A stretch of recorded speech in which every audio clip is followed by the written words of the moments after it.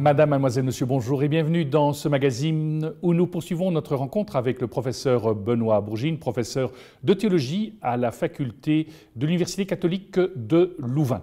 Professeur Bourgine, bonjour. Bonjour. Dans le cadre de vos cours, dans le cadre de votre réflexion, ici on pense aussi évidemment aux Écritures, le concept de vérité est fondamental. Comment est-ce que vous l'expliquez, vous, ce concept de vérité? La théologie a affaire avec la vérité puisqu'elle essaye, qu'elle a pour mission de poser la question de la vérité à propos de la parole de Dieu qu'elle reçoit et de voir comment l'Église reçoit cette parole de Dieu et si réellement l'Église se pose la question de la vérité de ce que Dieu lui demande de faire, de dire, mais aujourd'hui, pas hier, pas avant-hier, mais poser cette question de la vérité aujourd'hui. Et c'est vrai que la Bible attache énormément d'importance à la vérité. Alors bien sûr, Jésus dit « je suis la vérité », une vérité vivante qu'on ne peut pas idolâtrer et figer, puisque Jésus est vivant, personne ne met la main sur Jésus. Et il dit au moment décisif de la Passion, dans le procès devant Pilate, dans l'évangile de Jean, « je suis venu pour rendre témoignage à la vérité ». On voit que le christianisme met la vérité comme quelque chose qui est tout à fait décisif. On ne peut pas badiner avec la vérité. Alors peut-être si on compare avec ce qui nous arrive aujourd'hui dans notre société, il y a plusieurs signes de fragilité dans la manière dont on se comporte vis-à-vis de la vérité. Or, la Bible prévient, quand on prend des libertés avec la vérité, quand éventuellement on tombe dans le mensonge, alors vient la violence.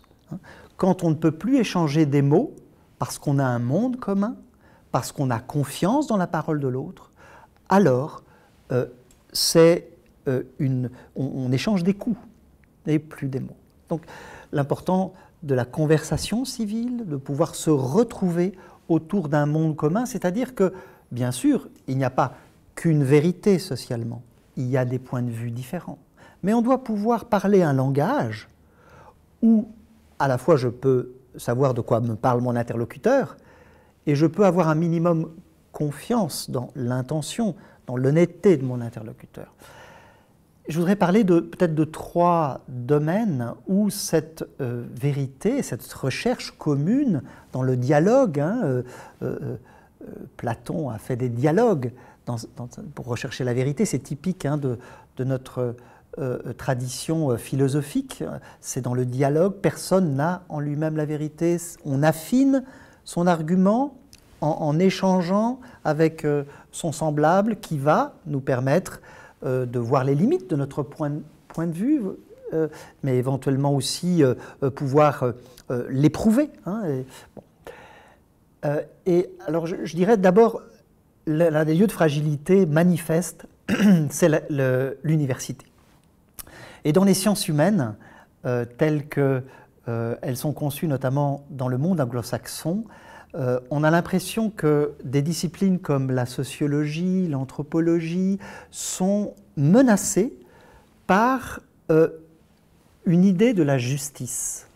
Vous avez aux États-Unis toutes sortes de départements qui naissent, par exemple les gender studies, les whiteness studies, les black studies, les queer studies, etc., à l'infini, où en réalité ce sont souvent des militants qui font valider par une procédure scientifique, mais qui est en réalité souvent instrumentale, pour défendre une minorité qui s'estimerait victime, et pour accuser aussi une majorité de laquelle ces minorités se sentent créancières et demandent justice. Alors, qui ne serait pas pour combattre le racisme, combattre les discriminations qui frappent des minorités fragilisées? Et bien sûr, non. Ce qu'il y a, c'est que le problème, c'est que ici, dans ces départements de sciences humaines aux États-Unis et dans les pays anglo-saxons, et ça arrive chez nous de manière assez rapide, c'est qu'on prend la vérité en otage. Parfois, on fait valider en réalité ce qui relève plutôt de la militance sociopolitique, hein, avec la difficulté de ce que, sur le plan de la conversation civile, on arrive avec des statistiques et le prestige de la science. Hein. On a vu au cours de cet épisode du coronavirus que c'était très difficile d'arriver avec un discours scientifique en disant « c'est la vérité » précisément. Il faut voir que le discours scientifique est aussi une construction et qui se construit dans le pluralisme. Alors c'est un des problèmes, c'est que précisément dans ces départements de sciences humaines manque ce pluralisme essentiel. C'est-à-dire que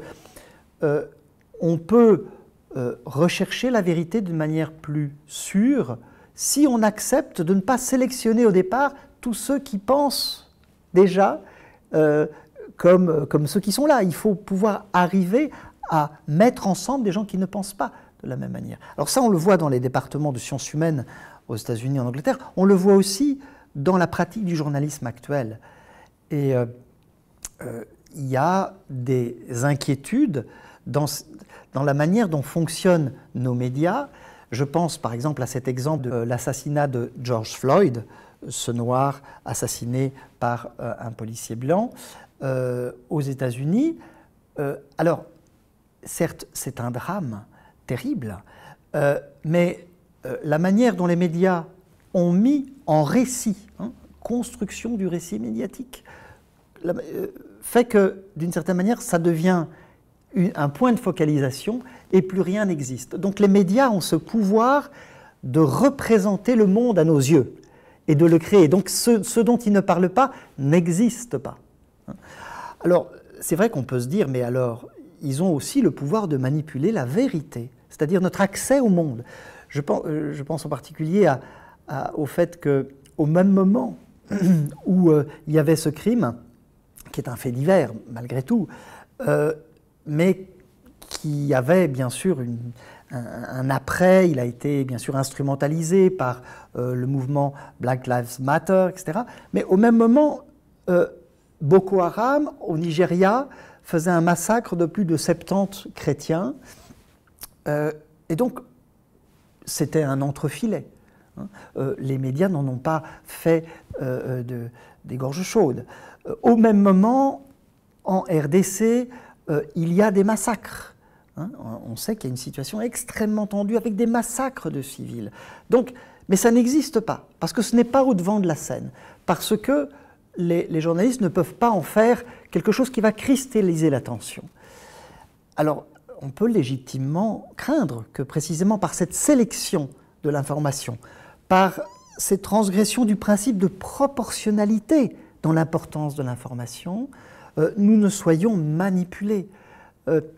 Et sans ce monde commun que nous partageons, alors c'est vrai que la vérité est mise à rude épreuve et risque de rendre notre société moins fraternelle.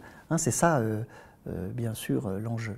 Donc je voudrais revenir, parce que vous dites, par rapport à cette vérité, est-ce que finalement, dans la Bible, on peut dire une chose et son contraire, hein, quand on retire du contexte? Est-ce que, comme théologien, vous avez l'impression que l'Église a toujours été fidèle à la Bible, ou elle aussi a parfois un petit peu joué avec la vérité?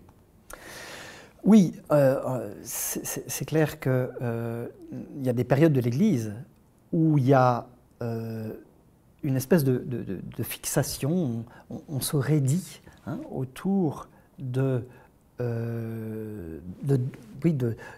certitudes. Alors on peut penser par exemple au XIXe siècle où l'Église était finalement vulnérable intellectuellement, au sens où la Révolution française, la Déclaration des droits de l'homme, et puis finalement la déchristianisation galopante l'a mise un petit peu sur la défensive.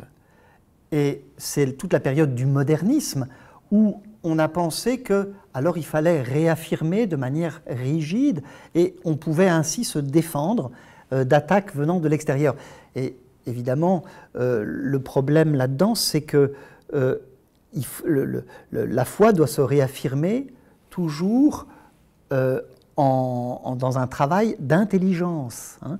Et ce travail d'intelligence, on peut le dire, Vatican II l'a accompli quand il a remis l'Église dans le sens de sa mission, au sens où l'Église n'est pas propriétaire de la vérité. Elle ne peut pas se protéger derrière une affirmation d'un pouvoir pontifical qui mettrait la vérité de l'Église hors du monde, hors du temps. Ce n'est pas possible parce que c'est d'ailleurs un démenti de l'incarnation.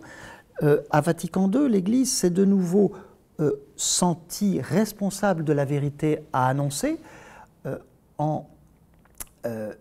précisément en étant attentif à son destinataire, au monde à laquelle l'Église est envoyée.